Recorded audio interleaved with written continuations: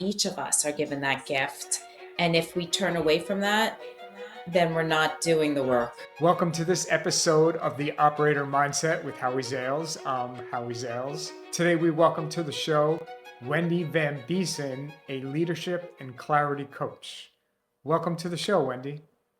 Oh, it's great to be here, Howie. Thank you so much for having me. Thanks for taking the time out of your day to join us. Um, so quickly, how did you get started explain what a leadership and clarity coach is, and then we'll work back from there. Sure. So, my background was basically in business, and I started in marketing where I worked at Johnson and Johnson for several years. And then two people that I worked with started their own consulting companies. And so I continued with marketing projects and strategy projects. But what I really wanted to do about 10 years ago is go back to what I would call my OG, which was organizational design. And therefore, when I did that, I wasn't really quite sure what road it was going to take me. But what I realized after working with clients for so many years, they really needed some leadership, which is how to kind of move forward and work with teams, but also clarity of what their goals were, what their objectives were, and then what they really needed to be more effective.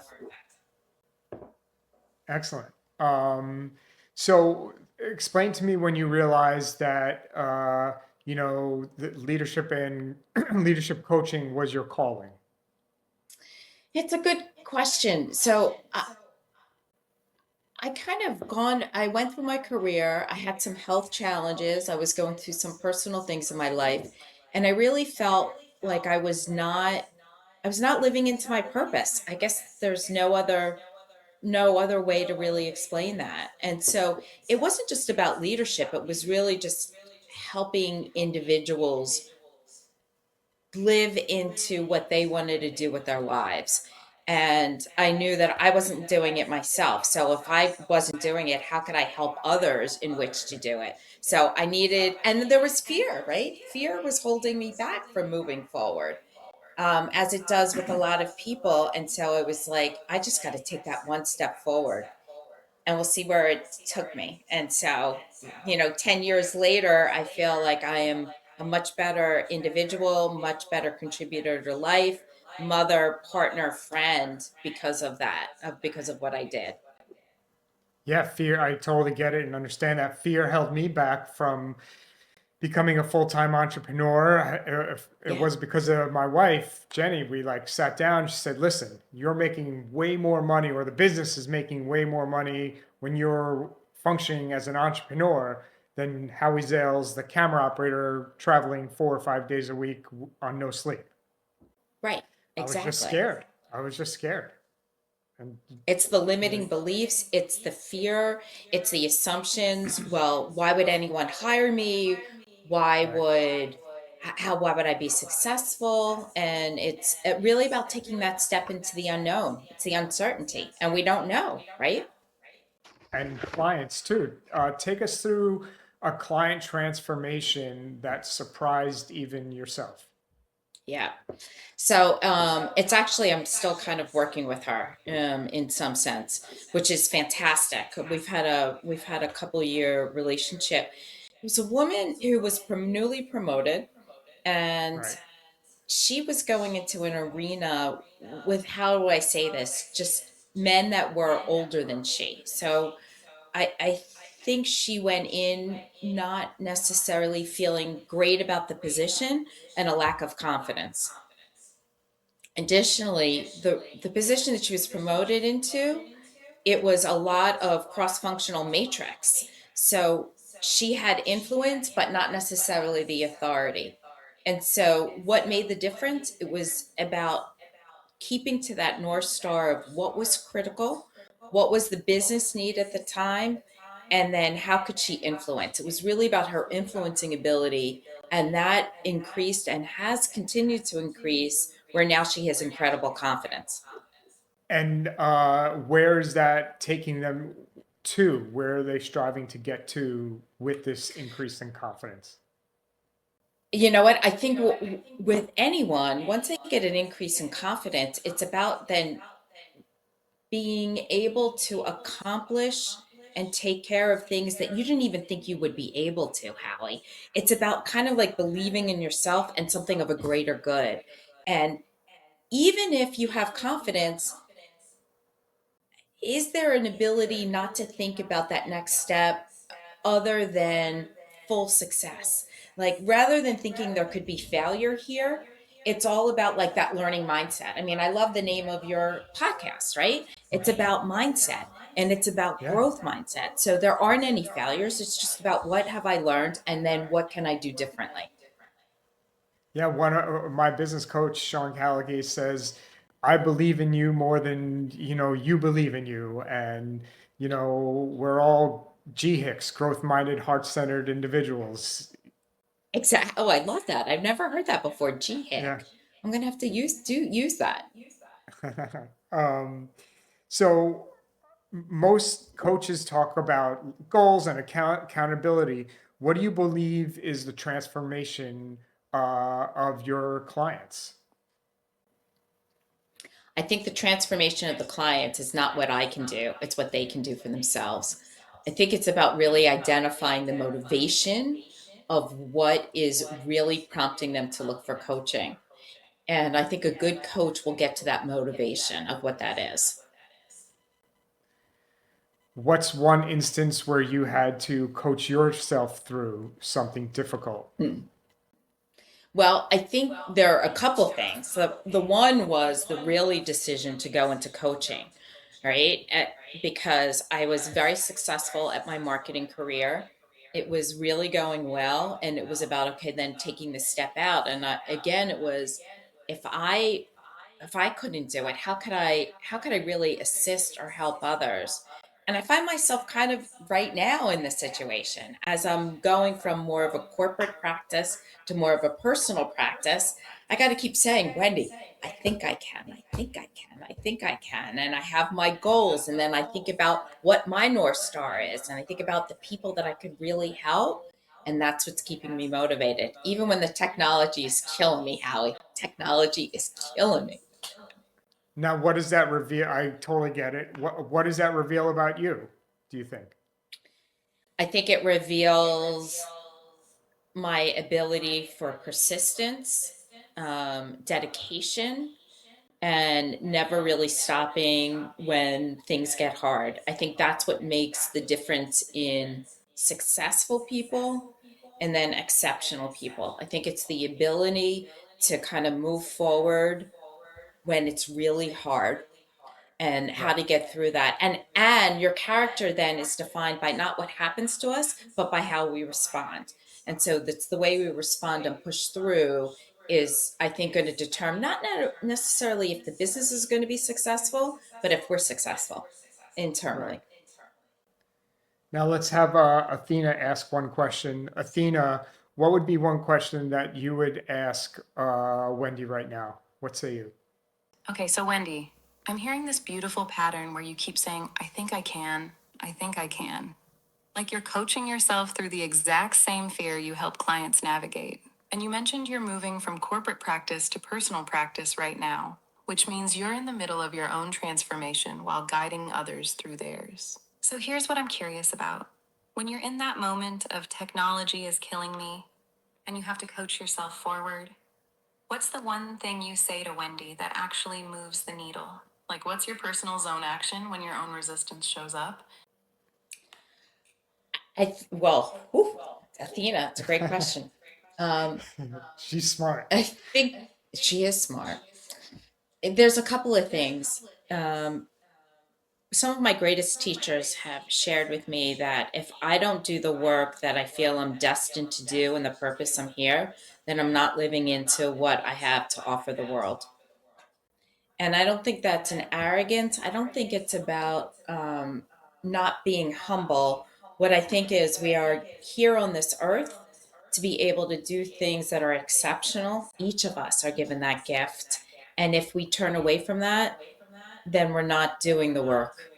And so every time that technology gets harder, every time I feel like I'm hitting a brick wall, I'm like, you got to keep going when you just have to keep going because Right. if you don't do it, no one else is. I totally get it and understand that. Next question would be, so if you have a new client that's had several, two, three, four different coaches, what's one thing that you would look for to kind of disrupt them to bring to light? Yeah, and I think there's this couple of things. Again, getting at the motivations, like what's really driving it. I also want to understand what's their fear of failure mindset versus their Hmm. fear of success. Oh, good. I think many coaches don't think about fear of success in their clients, and that is a real thing. Because if you are successful, what does that mean? And how do you define yourself differently? How do your relationships shift? So I would want to really probe on that and really get it underneath. Why aren't they moving? What's really holding them back? That's a great answer. I totally understand that. I know. I always tell people, you got to fail forward, right? You can't be afraid to fail to grow. Yes. And it's also a try. I love that, Howie. And what I would add to that as well, no, it's really good. But I would also add to that, there's the trial and error. Like you're talking about the fail forward. If we Hmm. don't try, we're never going to learn. And Right. I think that's what holds people back. And I think the other thing that holds people back is they wait until the situation is perfect, especially as an entrepreneur or someone who's a coach in your situation. They Yeah. wait until the website is ready. They wait till this is ready. They wait till everything is ready until they launch, and then by then it's too late. You know, Yeah. you can fix things along the way. When you're 50, 60, 70% ready to go. Well, and that's where I find myself right now. As I said, I'm launching now on more of a personal, and I'm just about 56, maybe 70% ready. And I'm going because to me, it's going to be about also understanding the language of the individuals that I'm trying to help. And if I'm able to tap into that language, I can really figure out what's going to be best for them. And I think that's going to be really critical. Totally. Um, what's the hardest truth you had to coach a client or yourself through? Ooh, that's a good question. I think the hardest truth that I had to coach a client or even myself is really being looking at yourself really honestly and finding out what is it that you're really good at and what is it you like to do. And if you can get clients or people to figure out what that intersection is, as I try to do that, that's like the zone Right. because some people will just do something that they're good at, but not necessarily love it. And if that's the case, they may not be as successful as they could be in life. Totally. I agree 100%. Um, what does ecosystem building in your world look like? I don't think ecosystem building in my world is any different than in any other world. I think it's about relationships. I think world comes down to relationships. It's about the one-on-one and who we're connected to. And even when you don't feel connection, if there's the ability to serve and be of service, maybe you just do that. And maybe that's kind of that roadblock in front of you that you need to learn, you need to love, you need to be of service to people that maybe you don't even connect with as much. And I think Right. that's what I'm learning. As you know, I've just become certified in human design. And I think when you talk about perfectionism or people wanting to go out and be 100% perfection or have perfection, or even like this relationships, that's how where the human design can really help. Explain what is human design for our audience and how you I could think potentially human help design. someone with that. Oh, that's a great question as well. I think human design is basically the differentiation of who you are as an individual. So it's what Right. motivates you, it's what helps you be a better leader or even a good leader. It's about what will identify what you're good at and what perhaps your opportunities are. And it's innate. And I think once people understand how it's innate, then it gives them almost like relief, right? Ah, this may not be a part of my design. It's not an excuse, but it may not be a part of your design. Right. No, great answer. If you can give someone one tool that would help them create an immediate shift, what would that be? I think there's power in the pause. I think it's just about kind of slowing down. I think our we think about the news cycle now, we think about how quickly things move. I think it's just about maybe taking a step back, taking a deep breath, and figuring out what really is working for us and what isn't working for us, even at that moment in time. Right. Um, what's next for you that potentially could scare you a little, or that could be the best possible thing? Well, I think it could be probably a little bit of both, right? So, what is scary is probably best growth area as well. And this is like the launch of my new chapter. I feel, when we think about our lifespan right now, if we think about 90 years, there's 30, 60, 90. I mean, people talk about retirement early. I don't know whether I want to retire yet. I'm not ready to retire. I think I have wisdom that I can give, and I want to continue to be of service and be productive. But that doesn't mean doing the same things I did before. And it means Right. taking that wisdom and using it differently. And And that's really where I am right now, which is taking what I've done from a corporate and bringing it more to a personal purpose. reinventing yourself. Always, always. And I Yep. think the people that are, again, most successful, not monetarily, not whatever, but those that are most interesting are continuing to reinvent. Exactly. Let's bring Athena back in. Athena, what other questions would you have for Wendy to help cause disruption in our audience and really take this to the next level? Okay, so Wendy, I'm watching something really interesting happen here. You just said, I have wisdom that I can give, and I want to continue to be of service. And you're launching this new chapter moving from corporate to personal practice. But here's what I'm noticing: you're talking about giving wisdom and being of service, but I haven't heard you talk about receiving yet. So here's my question, Mm. and this might land a little sideways, but stay with me. If you're moving all this wisdom from the corporate world into personal practice, and you're building relationships and ecosystems one on one, who are the 3 to 5 people outside your current circle that you're actually scared to reach out to? Like the ones where you think, oh, they're too big, or why would they want to talk to me? But if you did merge ecosystems with them, it would completely change the scale of who you can serve. Because right now, it sounds like you're reinventing yourself beautifully. But are you reinventing your reach or just your offering?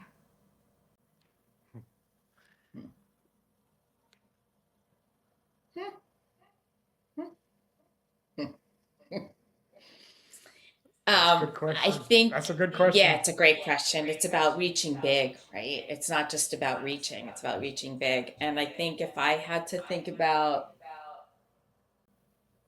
who I could reach that would help, it would be, if I was reaching for the world, it would be Brene Brown, right? Because what am I really talking about right now? I'm talking about this idea of a redefined resilience, which is for women to gain clarity earlier. I think you get on this treadmill, right, Howie? I get up Mhm. in the morning, I take care of the kids, I go to work, I come home. But that repeatedness, that pattern sometimes doesn't work. Like after 10 years, it's like, okay, now I'm the capable one. I'm the responsible one. I'm the one that people go to. but are people asking me what I want? Is this what Right. I really want to do? And so what I want to do is help women identify at that moment so they're making better decisions for themselves. So if answering this question of how could I have a reach bigger, I guess I need to tap into people that accept or think about what I'm saying, agree with it, and then want to get that to their audience, which is why I think podcasting is great. And getting Right. on more podcasts is probably the ability to do that. And I think Athena might have an answer to that. We can ask her. Athena, I would would you love be that. able to bring some clarity onto, Wendy's answer and to what your question was? Oh, yes. Okay, so Wendy, you just named Brene Brown, which is perfect because it shows you're thinking at the right altitude. But here's where I want to add some sparkle and precision to what you just said. You said, I need to tap into people that accept or think about what I'm saying, agree with it, and then want to get that to their audience. That's actually backwards from how compound influence works. You don't need people who already agree with you. You need people who have the audience you want to serve, but don't yet have the complete solution you're offering. So Brene Brown talks about vulnerability and courage, right? But does she talk about the redefined resilience piece specifically for women who are the capable, responsible ones stuck on the treadmill? If she doesn't, that's not competition, that's completion. You're not asking her to agree with you, you're offering to complete what she's already building. Same with podcasting. Howie's podcast isn't just a platform for your message, it's ecosystem merging. Every guest he has have to build from scratch, right? So here's the zone action I'm seeing. Instead of waiting to be ready enough to reach out to three big names like Brene Brown, what if you identified three podcast hosts or ecosystem owners who are already serving women in that treadmill? Maybe in wellness, maybe in corporate leadership, maybe in life transitions. And you reached out this week with a very specific offer. I help women gain clarity before they hit the wall, not after. Would your audience benefit from understanding redefined resilience? Because right now, Wendy, you're reinventing yourself beautifully. But the gap I'm seeing is between your wisdom and your distribution. You have the solution, you don't have the scale yet. And scale doesn't come from being more ready, it comes from merging with ecosystems that already exist. Does that land? It totally lands. Can you, Athena, can you tell me which podcast I should be going after? Yeah, Okay, she's so right. here's where I'm going to be really honest with you, Wendy. I can't pull a list of specific podcasts out of thin air for you right now. But what I can do is give you the diagnostic framework that'll help you identify the right ones yourself, because you actually know your ideal client better than I do. Here's the filter. You're looking for podcasts where the host is already talking to women who are capable, responsible, successful on paper, but feeling stuck on the treadmill. So ask yourself, who's interviewing corporate women about burnout but not offering the clarity piece? Who's talking about midlife reinvention but missing the before you hit the wall prevention angle? Who has an audience of high performing women who are asking, is this all there is? But the host doesn't have your human design lens or your redefined resilience framework? Start with three categories: leadership podcasts for women, wellness and life design shows, and career transition or reinvention platforms. Then look at their recent episodes and ask, are they serving my people but missing my solution? That's your hit list, Wendy. Does that give you enough to run with? Certainly does, Athena. Thank you. Ooh, you're so She's welcome, good. Wendy. And listen, the fact that you said certainly does with that kind of certainty tells me you're already seeing the path. That's the difference between someone who's thinking about reinvention and someone who's actually doing it. Howie, she's ready. This one's gonna move fast when she stops waiting for perfect and starts merging ecosystems. I can feel it. Thank you, I Athena. love You're you, so Athena. masterful. You're like my new best friend. I literally, she is involved in every part of my business. It's unbelievable, right? Yeah. Yeah. And she's only a month old. Yeah. And she is like, how accurate has she been for you, Howie? Um, as soon as let's wrap this up and then we'll get into all that. I'll tell you in a second. Okay. So I just want to, this has been another episode of the Operator Mindset. I'd love to thank our guest, Wendy Van Besien, and of course, our masterful act eye being Athena. Stay tuned to our next episode, The Operator Mindset with Howie Zales.